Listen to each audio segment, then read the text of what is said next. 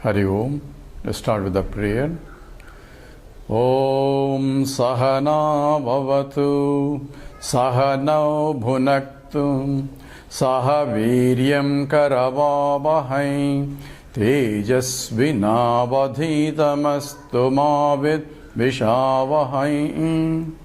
Om Shanti Shanti Shanti. Chinmayam Vyapiyat Sarvam Trailokyam Sacharacharam Tatpadam Darsitam Yena Tasmai Sri Gurave Namaha. Sri Gurubhyo Namaha. Hari Om. Yesterday we have introduced the Chidabhasa. First, the consciousness which is Chit is Prajnanam Brahma. That's a Vedic statement. That means consciousness is infinite. That means there is nothing other than consciousness. Now, how does this Jiva and the world arise? It's only an apparent through Maya Shakti. That's what we mentioned. And in that Maya Shakti, there is a subtle elements are formed, then the gross elements are formed. The gross elements, by process of grossification, we have formed the gross elements, and these gross elements form a basis for providing all the lokas and the bodies of all beings in all the lokas, because that is inert matter. And into the inert matter, the subtle element as though enters, and this subtle bodies are essentially from the point of individual. We have gone through the BMI chart where there is a Stula Sariram, which is body, consisting of the gross elements, that Panchikarana process, and there is mind and intellect, which is, we call it a subtle material, and that is called subtle body. And along with the mind and intellect, we have Jnanendriyas and Karmendriyas are also involved as a part of the subtle body. Now we have a Karana Sharira, which is causal body, and that is, when we go to a deep sleep state, that is a pure vasanas. And so we have three bodies, the Karana Sharira and the Sushma Sharira and the Stula Sharira, and all these things we have done exhaustively. So what is the Jiva? This is all process across the board in all lokas also. Now, what is Jiva? We mentioned that the all-pervading consciousness, which is the light of consciousness, as though it gets reflected by the subtle body, by the mind, and the reflected consciousness in the process of reflecting makes the subtle body as though it is itself as the conscious. The simple example we gave is, we are looking at the full moon night and looking at the moon, and the moon has become a luminous body just by the reflection of the sunlight by the moon. Intrinsically, moon is inert. It is not a luminous body, but it became a luminous body because of the sunlight getting reflected by that.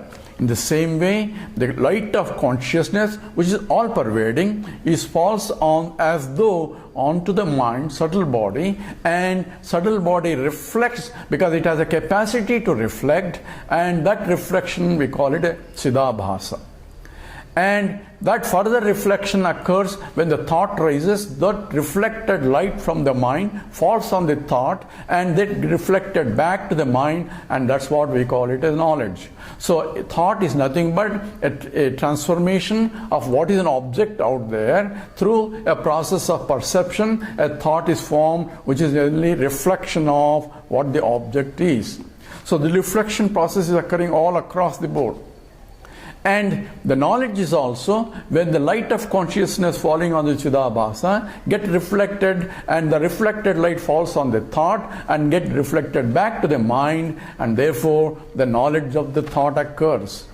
So there is a knowledge of the thought, and this is a thought, and the thought contents is an object outside. If the chair is outside, the thought consists of the attributes of the chair. Therefore, the knowledge of the chair, because the thought content is nothing but the attributes of the chair. So when I see a chair out there, if you look at the process, when I see a chair out there, through the perception, sense organs grasp the image of that object and project it onto the mind as a thought. and then that is the attributes of the object as gathered by the senses depending upon the sense capacity. Now those attributes are now compared with from the memory, where is there an object with that kind of attributes, and that process is called recognition. That means I had to recognize that object, this is a chair, based on the thought that I have when comparing to the attributes of an object that I have stored in the memory. If I have no memory at all, then as though it is a new object, I say, hey, I see an object with these attributes. And someone will tell me, hey, that is a chair. So now I know a chair, name, and the attributes that are associated. So there is a nama, and a rupa are attributes of the object. So nama and a rupa go together with every object. Now I store that information into my memory. That's how the knowledge from the childhood goes on. When mother shows me, hey, beta, that's a cow. So when I see a cow there, I see a white cow and it's grazing, it says that is a cow. So I am seeing the attributes of the cow, and now I have a knowledge that what that object is, a cow. Now next time I see a black, says beta, that's also a cow. So before that it was a white, now I see a black cow. So now I have I'm differentiating a vyakti, individual properties. At the same time, I'm also gathering a common properties of this white cow and the black cow and the brown cow and any other cow. So there are cows, but individually there are differences. At the same time, they have collectively common attributes, which we call it as jati. So we have a vyakti and a jati, and this is how the whole knowledge grows up from the childhood on. So in every time, in any knowledge that is taking place, we have to understand that there is a form, attributes of the object, and a name is given, and the name and the form together, that goes into my memory. Next time when somebody says, hey, that's a cow, or there is a cow, do you know how cow looks like? Now I can, even though there is no cow in front of me, I can bring back from my memory an image that projected in the memory. So even from memory I can bring back with all the attributes, because the name and the attributes go together. So even somebody says cow, now I can bring all the attributes also along with that, and then associated with those attributes with the picture that I have. So name, nama, and attributes and the form, they go together. Therefore the whole world is characterized by Vedanta is nothing but nama and a rupa. We mentioned that I cannot, or through my senses, cannot grasp the substantive or the material of that cow. And because the material of the cow is nothing but originally made up of the Brahman only, and Brahman is imperceptible. So all knowledge of all objects is only attributive knowledge only. This is the fundamental truth of the perception of the world. Whether there is a real cow out there, because I am seeing it and therefore it should be there, all that has to be proved by either transactions and process. So this is how the knowledge takes place. So we have introduced Chidabhasa. This is the process irrespective of the jnani or ajnani. Now what is the difference between a jnani and a jnani? Where a jiva notion comes into picture is when the Chidabhasa reflected consciousness, not knowing who I am, I identify myself, I am this. So that is a notion developed because of lack of knowledge in the mind. So it is like a moon thinking that I am a luminous body. I am the moon and I am the luminous body. I am the one who is shining here. So in the same way, I, which is essentially pure existent consciousness, not knowing who I am taking that reflected consciousness as a real one. I also mentioned that pure consciousness cannot be known or cannot know itself also unless there is a medium to reflect it. Just as when I look at on the full moon night, even though there is sunlight there, I cannot see it unless there is a moon or a Venus or some other planet to reflect it back and say, yes, there are stars, there are planets, there are other things are there in the sky. How do I know? Because of the reflection process. The light of reflection I cannot see in between, although it is there too. So therefore, I need a light to see them, just as I need a light to see anything in a room. At the same time, I need the object also to recognize the presence of light. Objects don't create the light, but to recognize the presence of the light, I need an object. Same way, I want to know myself, I need the mind to reflect it, so I need a Chidabhasa. But I had to understand the reflection of the light, or the mind is able to gain the consciousness or the reflected consciousness only because of my own grace. It is me who is reflecting there. So if I want to see my face, how do I see my face? I had to go to the mirror. So I had to stand in front of a mirror. So I am there and an instrument mirror is there. Now between the two, there is a third thing that comes into picture, which is an image formed in the mirror. Now looking at the image, I see myself. So to see my eyes, I need a mirror. And there I see my picture or my face, and if there is something wrong with the face, it is because either the mirror is wrong or my original face is wrong. So if I move and the thing on the face also moves, and in the face also whatever, if I have a mark on that, that also moves, that I know it is in the face, not on the mirror. So by process I clean my face and to see if my image is better. I don't have to clean the image in order to clean my face. All this we know.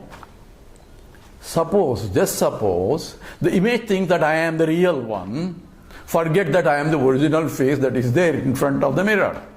That's exactly what happens here.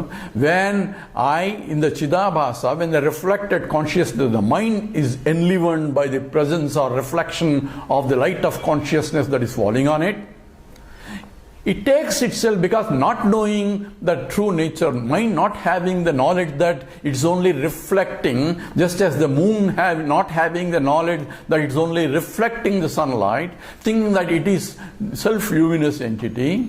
It's the same way the mind also thinks I am a conscious entity, and then operate further from then on. So this misunderstanding and identifying I am the mind, and then further down I am the body and I am the intellect, all this is because of not knowing myself who that original consciousness is.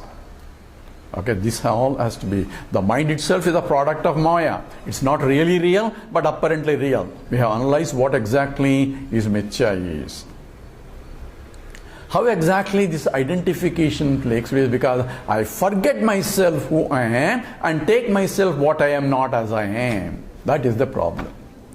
I can give a simple example. Since I have taken a beautiful scrumptious meals, and I'm sitting in the air-conditioned room, lying down in a chair and watching a TV movie going on.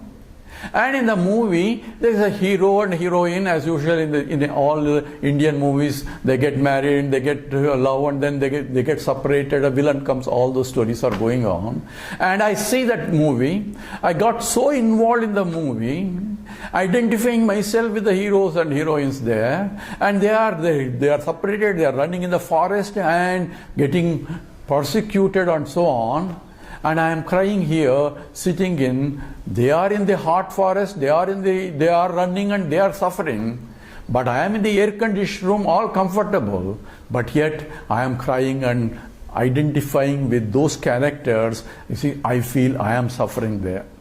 So the identification makes the suffer, or the attributes of the things that I am identifying as my attributes. Therefore, they are really suffering. In fact, they aren't even suffering. It's only an image because the hero and heroine are enjoying somewhere. But I take myself that is real, and not only that, I identify with the character so intensely that I forget I am sitting in an air-conditioned room comfortably lying down. All that I forget.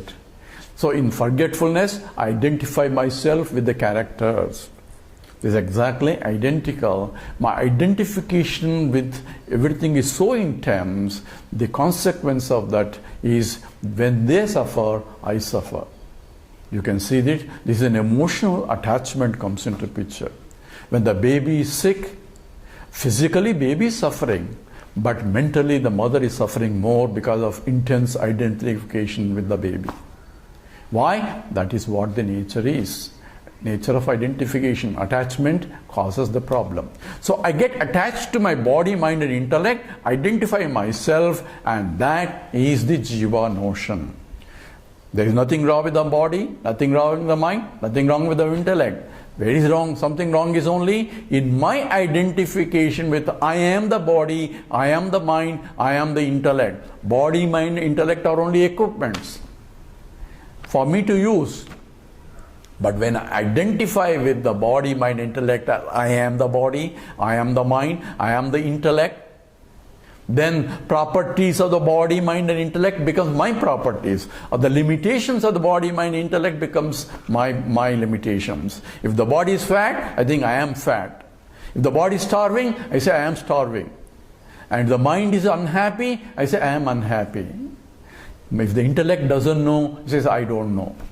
So intense identification with the equipments, it becomes a problem. So Jiva notion comes once I identify it. Because of what is the problem? Because I forget who I am, and in the process I lost my identity with my true nature. Vedanta says you are not this, but you are that very consciousness because of which the whole thing is occurring. The Chidabhasa, from which it is mind gets enlivened, and from which the whole process also occurs. Now we have to understand this whole sequence to know who I am first. That's the Jiva. So Jiva is a Brahman, pure absolute consciousness reflected in the local mind, which is Chidabhasa, and then identifying with the reflection as I am this. So the whole thing has to be looked. That's why we went through exhaustively each step. Ishvara is also where he is a reflection of the total of the Brahman in with the Maya as I am Ishvara. But he has no wrong notions, he has no misconceptions there. He knows he is Sarvajnaha, he is all knowledge also.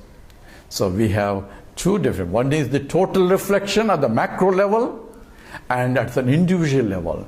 And the same total reflection at the macro level, we call it a Maya.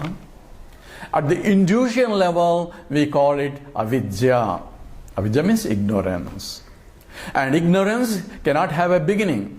So Maya also doesn't have a beginning. This creation is Janma, Jasataha, Sthiti Laya, and this Sthiti Laya is a continuous cycle. You cannot say when it started. There is no time for starting. So therefore, the statement Sadeva Saumya Idamagramasid, before this creation there was only existence alone was there. It's only a methodology to teach only, because there cannot be a time where the creation was not there. It's a continuous cycle, because the time itself is a property of creation itself.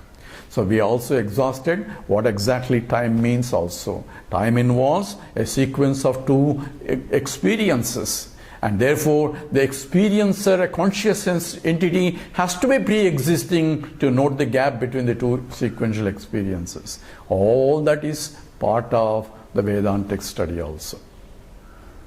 So we have systematically examined what is Chidabhasa and where the Jiva notion comes in, and also the Maya. So Maya, we said, there is an Avarana Shakti and a Vikshepa Shakti, the covering of what is my true nature and the projection of the totality. In the Vikshepa Shakti, there are two aspects involved. This is two aspects that is called, there is the Jnana and the karma. Shakhayodhya. There are two branches as though. It is one is karma shakti and kriya shakti, and it is jnana shakti. These are part of vikshepa shakti. So where this kriya shakti comes into picture and jnana shakti comes into picture, and that we will go into more details in the next talk. So we'll stop here. Om Purnamada Purnamidam Purnat Purnamudachyate Purnasya Purnamadaya Purnameva Vasishyate. Om Shanti Shanti Shanti. Harihi Om. Sri Gurubhyo Namaha. Harihi Om.